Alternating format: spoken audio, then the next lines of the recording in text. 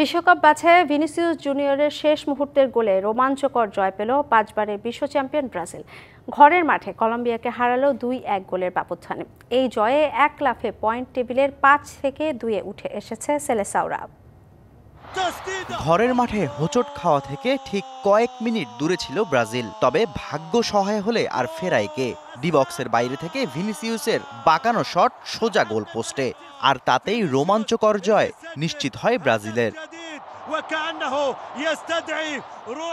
ঘরের মাঠে লিড পেতে একটুও দেরি হয়নি সেলেসাওদের। ডি বক্সে ভিনিসিয়াস ফাউলের শিকার হলে পেনাল্টির বাঁশি বাজায় রেফারি। স্পট কিক থেকে গোল করতে ভুল করেননি Raphinha.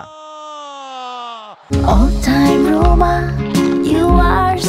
time Roma. Taste it, love it. গোল খেয়ে আক্রমণ বাড়ায় কলম্বিয়া। এর মধ্যে আবার চোট পেয়ে মাঠ ছাড়েন জেহসন। তার জায়গায় নামেন জোয়েলিংটন।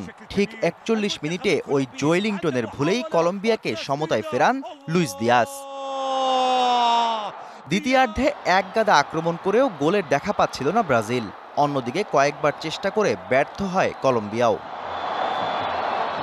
তবে নাটক বাকি ছিল তখনও। 99 মিনিটে ত্রাতা হন ভিনিসিয়াস। দূরপাল্লার জোরালো শটে এমন একটা গোল, চোখের শান্তিও বলা যায়।